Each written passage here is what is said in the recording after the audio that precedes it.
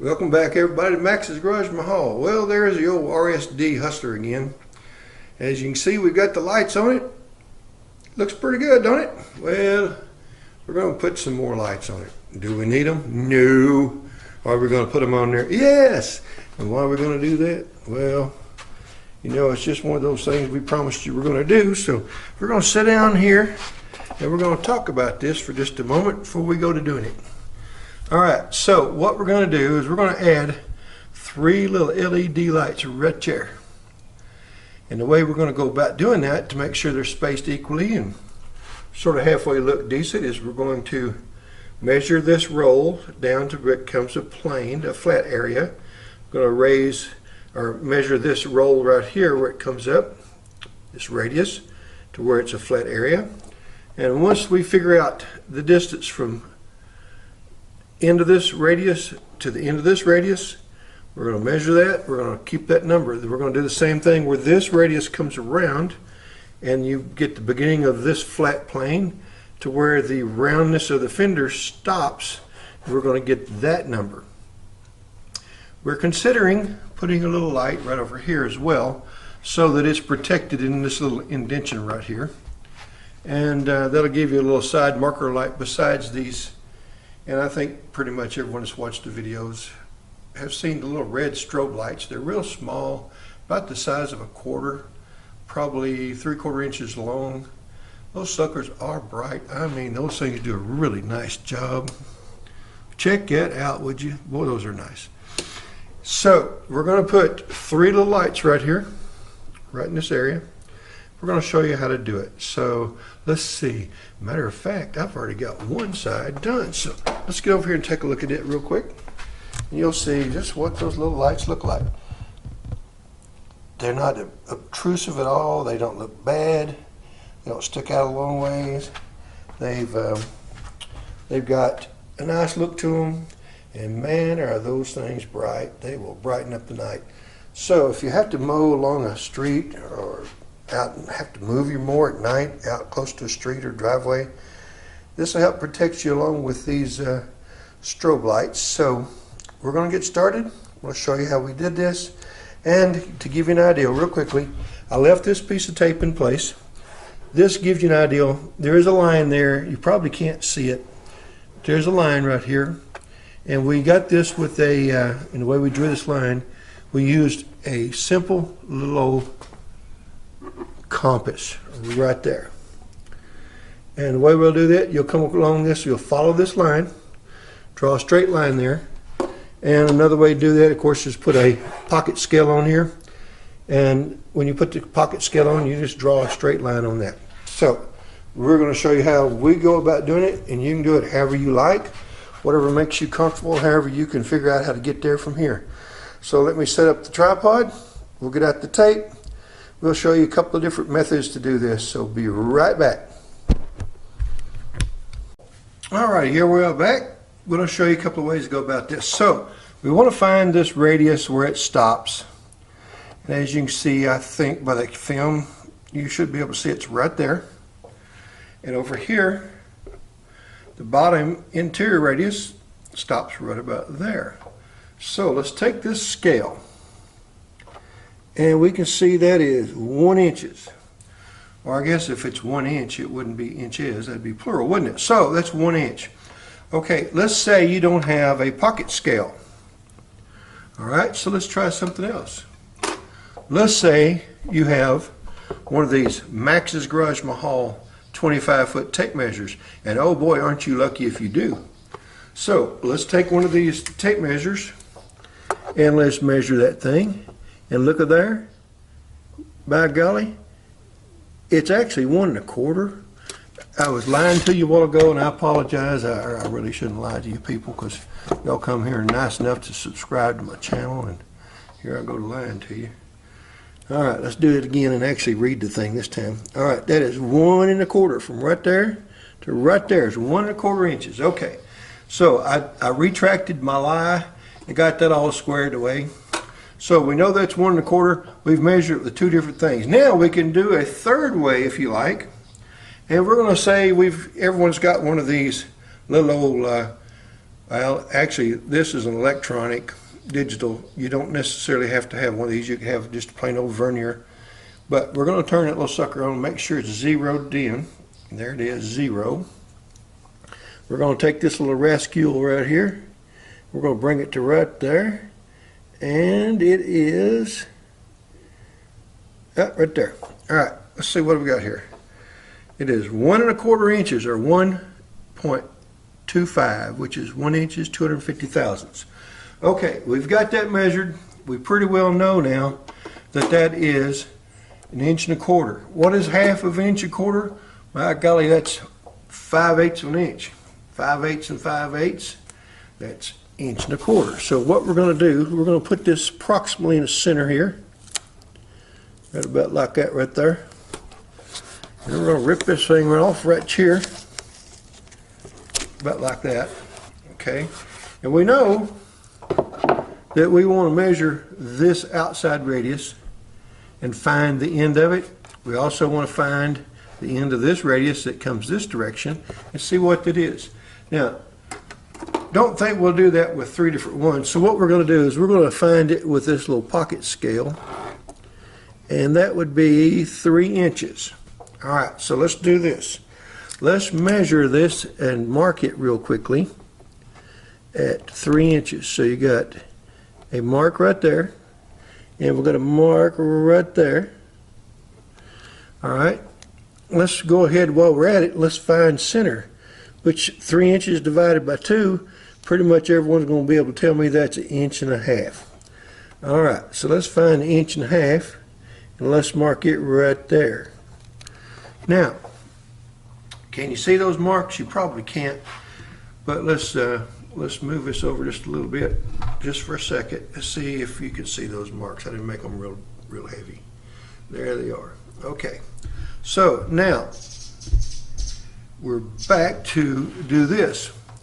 Now, let me grab some of those little lights so you can see what they look like and what we're actually putting in. Looks like I covered them up, doesn't it? Okay, so here's what we're putting in here. Let me grab this little battery right here. I'm going to have to charge this thing one of these days. I've been using this for years, and I know it's going to run out of charge eventually, because they certainly do on those little RC airplanes when they're flying. They run out in about 4 or 5 minutes, but I don't know. This has just been determined to stick with me. So let me grab one of these little lights, and let's see if we can show you how bright this thing is. And while we're putting them on here, we want the things to, all right. Can you see that little rascal right there? All right, I don't want to blind y'all, but I'm going to hit you right in the eyes for just a second. All right, that's on a wore out 11-volt battery. These are 12-volt lights, and they are LED. You can see them from the sides. Let me do that so you don't. It's got a good bright light, so these are going to stick out just a tad from the fender, and you'll be able to see these from the side. However, we are considering putting one right over here, bring it out so that you're not likely to brush anything with this fender. However, I see people that have scratch marks on them all the time, so it can be done like a limb or something. So these back here probably never get hit. Right in here, if you put it through here somewhere down here, it probably could. So if you put it right through here, that would give you a little bit of protection. So we'll probably put one right about there. Okay, now we want to know what the size of these bezels are. Well, we're not going to use these bezels. We're going to take these lights out. We're going to use the lights just by themselves. So what we're going to do here is we're going to take the handy dandy digital, come out here, tool right here. I know I'm using all that redneck sling stuff going on here. That's not very nice of me. We're going to measure that thing. All right, that's 380 thousandths. That's 3/8 of an inch plus 5 thousandths. So what we're going to do after we mark these, we're going to come over 3/4 of an inch from either end mark. That'll give you a 1/4 inch past the light. We're going to put a mark there. We're going to put a mark here, and then we're going to put a mark in the center. That's going to be where you're going to install your 3 lights. So let's do that real quickly. So let's go over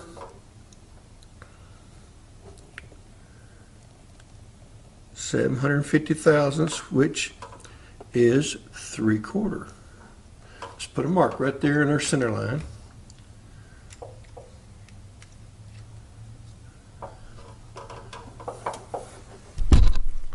Pardon me, get my hand in your eye here.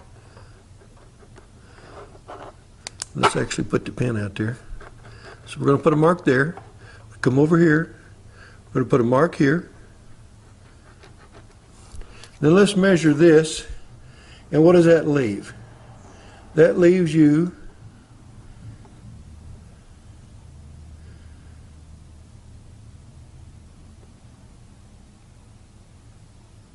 (1 inch and 400 thousandths). So we're going to take that to be that's going to be 700 thousandths. And if I'd actually measured all these things real closely and made it work, this would have actually been 3/4 on either side. So we already know where the center is.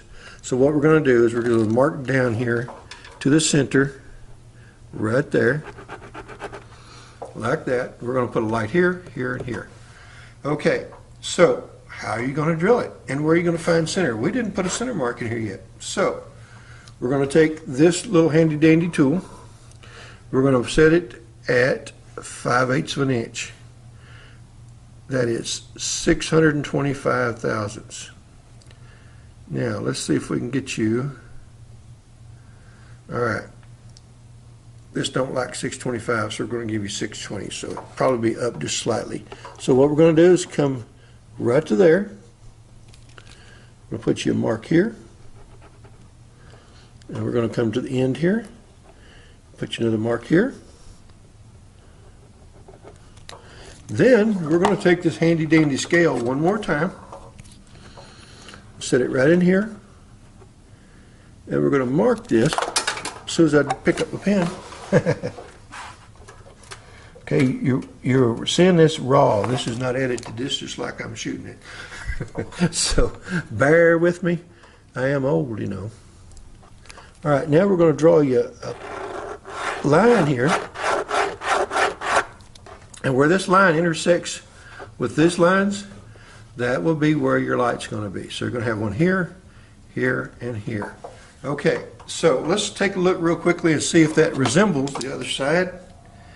And if it does, then we're all cool. And we'll go ahead and figure out how we're going to drill this. So here we go. We'll pick this camera up, take it right over here, and see what this looks like again. And let's see if you can see this little puppy. All right, and there you are. That's what that should look like when we're through. Now we can measure these real quickly again for you and give you an idea where these are at. These are press fit.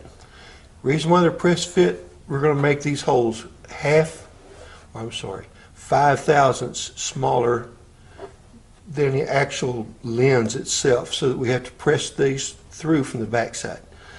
These are not going anywhere. Now they're going to shoot slightly up in air, and if they do and they're not acceptable, what we'll do is we'll take these back out, and since this has got a slight angle, we will bring the drill bit down and sort of oval these out slightly. We'll reinstall these, and then we'll put a silicone on the back side to make sure they can't slip out. We're not worried about sealing water out or anything like that. We just want to make sure these don't go anywhere, and we'll probably point these things straight back so that anybody in the street sees them. We don't really care about airplanes and helicopters seeing them so much, and we don't want to blind those guys. So we may have to adjust these things downward slightly like this. So bear with me. We're going to go back over to the other side. We're going to see if we can't do some drilling and get you up to speed on it. So we'll be right back. Okay, back again, and once again, as usual, the old Max here always has a plethora of tools that he uses, so we'll try to describe what they are and what they're going to be doing. All right, one is a center punch, automatic center punch. We're going to put it there. We're going to pop that sucker 2 or 3 times really hard, nearly drill through the plastic, And then we'll be able to start our drills real easily. And what we're going to use, rather than a great big drill to begin with, we're going to take this little rascal right here, which that's 1/8 of an inch, 125 thousandths. And after these have been center punched, we will pre-drill with this. Then we're probably going to come back with either a good old wood drill. These things work great in plastic. If they're sharp and they get a good cutting edge, they get a good, real nice clean cut on plastic because it has two outer points that helps keep that a clean cut. Then we'll come back with an exact 375 thousandths, 3/8 inch drill bit to make sure that that's got a good clean outer cut. And we may, just to show you how these work, use the step drill. And if we do use the step drill, we want to make sure that we don't go too far. So how do you do that? Well, you're going to take a piece of tape and you're going to go around the step that is too large. So you can't see this on the camera, I'm sure. Number 4, that's 1, 2, 3, 4. That's the 4th step right there. So what you want to do is put you a piece of tape right here. We want to make sure we don't go past that step, which again is right here. So when you get to the end of that tape, or start to touch the tape, you've gone far enough. You need to stop right there. Okay, we're going to use, and we're probably too close to the mower for you to see it, we're going to use a good old 1/2 inch Ryobi drill. Boy, that ought to drill that doggone plastic. If that plastic gives us any fits, this will take care of it. Well, we'll put this thing in low gear, we'll stand up and push hard on it. Next thing you know, we'll have a hole, well, never mind, we don't want a hole that big. Okay, so here we go. First thing we're going to do is, what did I tell you? We're going to use the handy dandy automatic center punch. So we want to come right here. We want to make sure everything's tight. We want to find the center of this sucker right here. And then we want to make sure that we pop that sucker in there real hard, just like that. Okay, that's one time. Let's do it again for good measure. All right, now let's get this one right here. One more for good measure.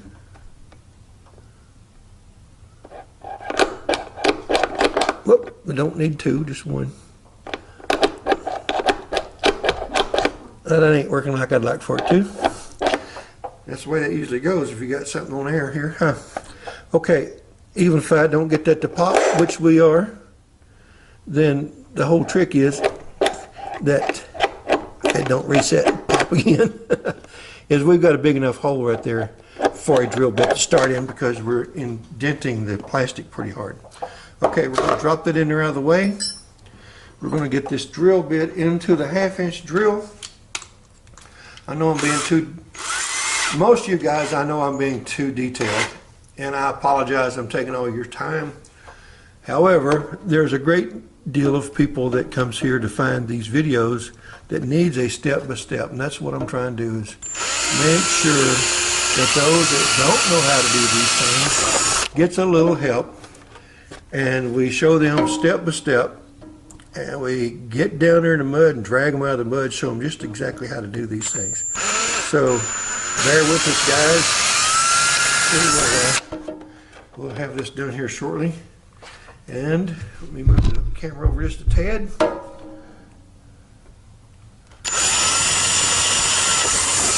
All right, first thing we're going to do is we're going to go ahead, before we use the step drill and the 3/8 drill, we're going to put in, or remove the 1/8 inch drill, and we're going to put in the wood drill, spade drill. All right, so I'm going to show you how cleanly these things cut. Man, they cut nice.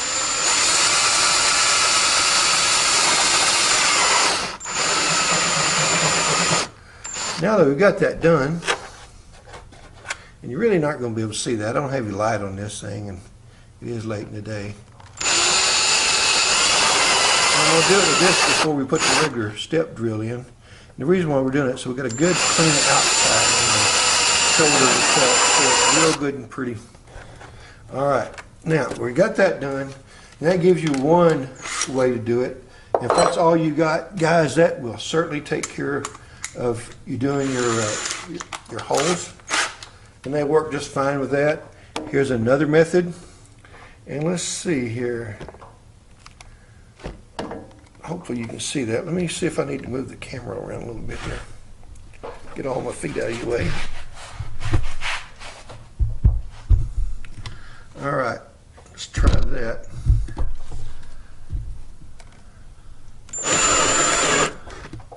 All right, see, that doesn't take very long.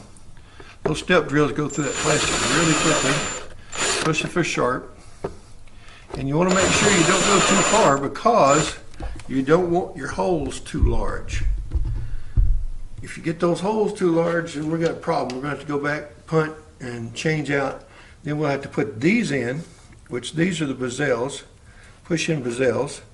And you can install that, and the light will come in from the back side into these, just like you're going to do now, except you'll have this in there to hold the light into place. But you got to make sure that's got a real tight fit. So let's change this tool out. Let's put in the pretty little 3/8 375 thousandths drill. And then let's just make sure we've got those, a real pretty little cut there. All right, move back here so I can get the drill in there. Alrighty, now then, that's in. So let's see if one of these lights will fit through the hole.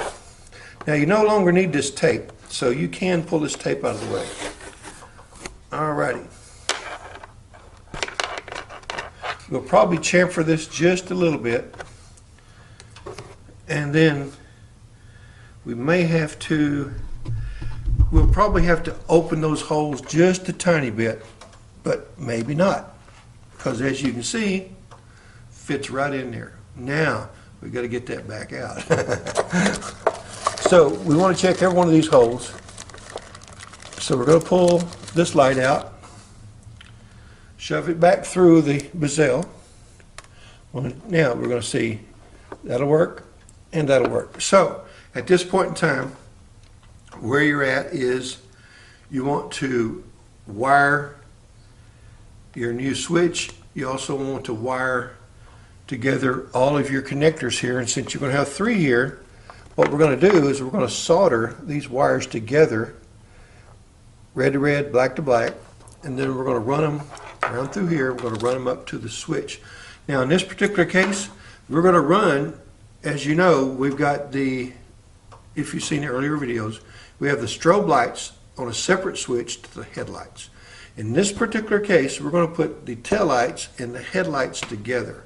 So when you turn on one, you'll have them both. So stay tuned. I'm going to get some work done. We'll come back and we'll pick up the video at that point in time once we have a little bit done and show you how we're going about doing that. So thank you very much. We'll be back here shortly. Okay, here we are back. We're going to go right over here in just a moment.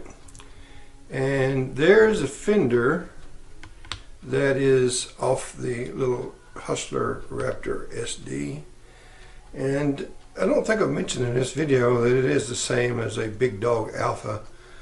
It just has different decals on it. So what we're going to do here is we're going to go over to the fender, and I'm going to show you how I've got this laid up to do some soldering work on here.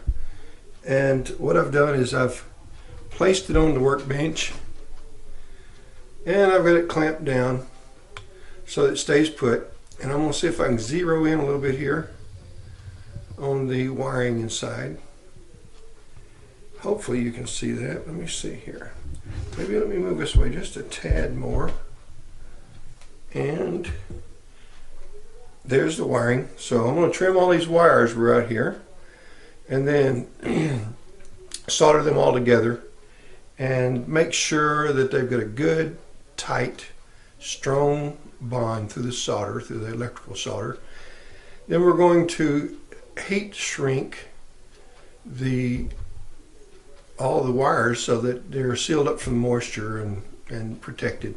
Then we're going to run a loom from here, get my finger out there somewhere, here all the way up here, and they're going to bring it down just about right there and out to the frame and over to the fuse assembly, then from there over to a switch. And we should have this thing set up here shortly, try to demonstrate it for you. So we will be back after we get a few more tools out. And by the way, for all you guys that would like to have one of these clocks, we'd love to be able to make you one and help support the channel. That we don't make very much off of them, and they are overpriced, I will tell you right now.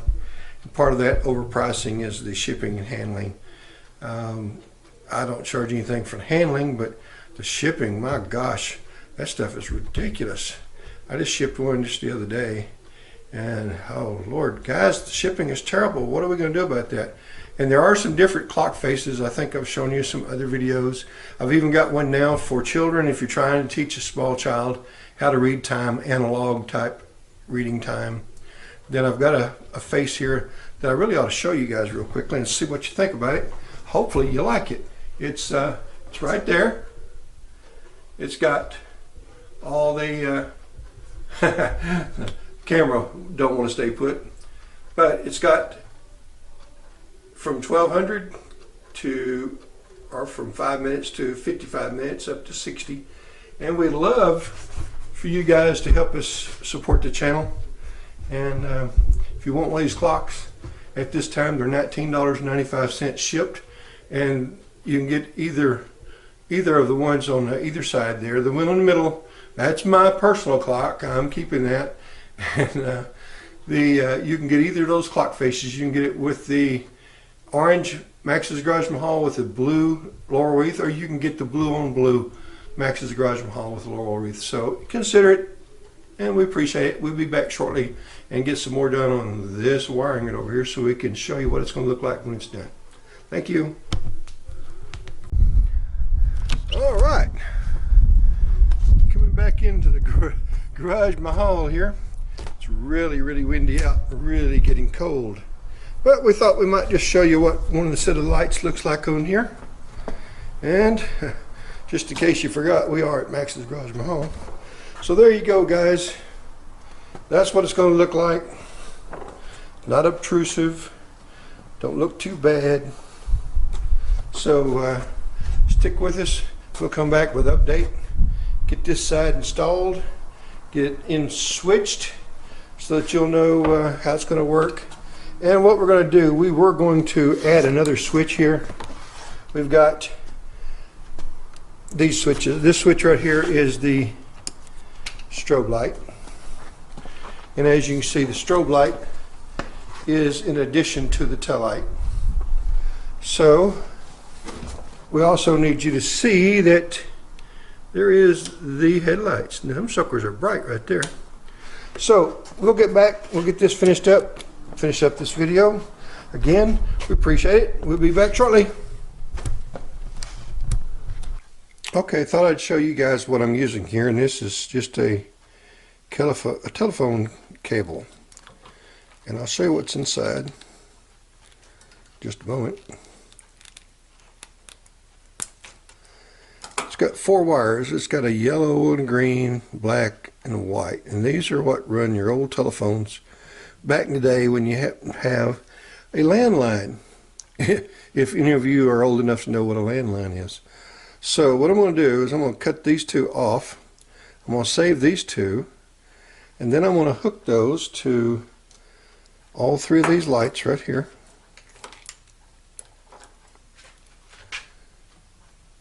And solder those together with a real good solder joint to the red, black to black, and then we will put that all inside this shrink wrap. We'll come down to about here. That's about 2 inches, so that'll give you a good 2 inches of coverage to stiffen this up and make this all one heavy piece of wire, although heavy, and that doesn't really didn't really compute, but still. Okay, so we'll bring you back here shortly and we'll show you where we're at. Alrighty, so what we've done here in essence is turn this into a light, one-piece light system, and we've covered it with shrink wrap to give it a good stiff feel and to protect all these wires and hold them together. Then as we put these things in some sort of capture to make sure that it doesn't move it up and down and pull these wires loose at the light or break them back here at the connection, then this heat shrink will help protect it inside the capture. So you want to make sure you do something similar to this. You could tape it really, really well. Tape probably would come loose at some point in time with moisture from the grass popping up on it, things like that. But it lasts quite a long time. So you can do it whatever is best for you, the best way you can find. And this is not necessarily the best wiring, but let me see if I can move the camera for you here real quickly and you'll see why I'm using it. I have way over there, that was I wired a couple of houses with that. That was a 2,500 foot roll, and that's all that's left. That's probably 300 feet left of 2,500. That might have been a 5,000 foot roll that I had. But anyway, that's telephone wire for landlines. So this will work just fine. It's a really stiff wire, so it's not really what you want. I prefer stranded. However, this will work just fine. It'll carry the load, carry the amperage, and it'll last. Matter of fact, it's very stout, so it'll take all kinds of strain. So if this is what you have, this will work also. So we'll be back shortly. We're going to go install these things and make sure that it's working. Matter of fact, let's just do that real quickly while you're here. And we're going to once again use this old wore out RC battery. And it's so bad that, as you can see, it's all puffed up. If I can get it in focus here. It's all puffed up. Should be thrown away. Oh, that's $50, $60. We're going to use it. So let's see real quickly if we can get you some light here. And we'll put the red in the red and the black in the black. And we'll see if we have any light. Come out here, get it back where you can see it. And I'll see if I can't plug it into some battery here and make sure she's hot. So let's see here. And it looks like you've got all three, and I don't know if you can see it, so let me get back to the camera.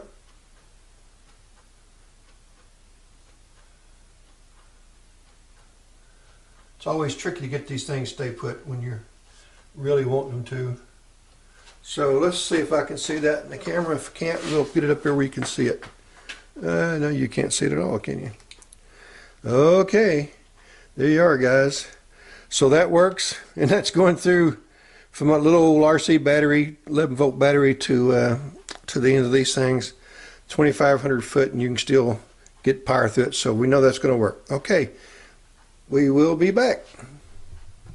Well, we're back to finish this little video up. Thought we'd give you a real quick overview of what we've done. Oh, by the way, and if you can afford it, and you'd like to help support the MaxsGarajMahal video channel, then you can buy one of these clocks for $19.95, and that's shipped directly to your door within the continental USA. And we appreciate all the support we're getting from you guys. Thank you very much. And here's the dash panel, and what we're trying to show you here, we come around here, go right back by the clock. You know, it is time for you to buy a new clock. So let's get over here and let's get a look at the dash panel. The dash panel, we have a blue lighted switch here. Get my finger on that rascal so we can turn it on. And of course that makes you some really bright lights there. Now, let's turn that back off. And we've got a yellow lighted switch here. And that gives you the strobe lights. I think y'all have seen those before in this video already. And then we get over here and we've got the red switch, which gives us, look on that door, by golly. Now that's some bright lights right there, guys. Let's get over here and see if we can see them. All right, there they are. And here's the way they look on the fenders. Let's get one more look at the tape measures here. If you don't have one of these tape measures, we'd sure like to sell you one of these things. And they're overpriced, as are the clocks. But we have to make a little bit on these things in order to be able to support the channel. So there's the way they look. I'm going to get back here and looking straight down from the top. And get that strap out of your way. They don't stick out very far. And you can see them from the side. See them really well from the rear. I mean, them suckers are some kind of bright. So that's the way they look. And what we did is we ran, and let me see if we can get the seat up here real quickly. We ran these, oh, let's not forget to mention the MaxsGarajMahal flat nylon rope here. Isn't that a lovely thing? That's not nearly as nice as the Michael Jesse system. He's got a really nice system. You need to go over and see Michael Jesse's site, YouTube channel. He's got a recoil seat retention. Really great setup. All right, so what we've done here, and let's see if we can see it over here. Blends in pretty good, doesn't it? That's the idea. The way this wiring harness is run through here, we've got, let me see if I can catch my finger on it. We've got a wire tie, zip tie there, and we've got one right over here. This goes up and it has spade connectors, male and female, that hooks up to the switches, and it has an onboard ground so that you didn't have to come down and access the frame. You're accessing the ground system through the wiring harness. That way you don't have to drill any extra holes and such as that, which is, don't have to worry about wires coming loose and losing connectivity. Over here we've done the same thing, and maybe the light's better, I'm not really sure, but there's one here, and there's one there, one here, and one here. On this side, in order to be able to remove the fender, we've got an XT60 connector right here that comes apart, and you can remove the fenders. And we got it set up this way over here so that this fender can be removed. And once again, that is the tail light installation. And the tail lights, we have those available for you. You can get a kit with 6, you can get a kit with 8, or you can get a kit with 10. You can put 2 on the sides, 3 on the back, put 4 on the back, 1 on the sides. You can put those things together any way you like. You can get a kit with the taillights. You can get a kit. We can supply the switches. We can supply you with the wiring. I like to use these fuse blocks here, and I'll show you why. They, if you lose a power to or a ground, then a light comes on and tells you you've lost your ground. Even if you lost a fuse, that light's going to come on. So in order to put that out, you just turn off the switch, which backflows the power back to this fuse block. And you can get a kit with this, a 6-port, 4-port, we've got an 8 and a 10-port. We've got these really nifty little, this is a USB charging port. It's also a voltmeter. We have those. So we can fix you up with several different things. We've got the front lights, we've got the rear lights, we have the U-bolt spacers down here, which takes the slack out of these U-bolts front and rear. So if you have needs like that for these little Kawasaki's operated in Kohler operated Hustler Raptors and BigDog Alphas, give us a call or email us at MaxsGarajMahal@gmail.com. We'll try to fix you up. Ladies and gentlemen, we hope you enjoyed this video and the light installation. We only have a couple more light things we're going to do, and we're going to have some lights come out the side, and we have a curved light that comes around the front of the fender here, and we don't really know whether we'll put that on or not, because I think the front lights are going to be so bright out to the side we're not really going to need those. But once again, we appreciate you guys stopping by MaxsGarajMahal. Thank you very much. Hope you'll subscribe, like, share, and hit that notification bell down in the bottom right corner. Y'all come back, see us now. You hear? MaxsGarajMahal.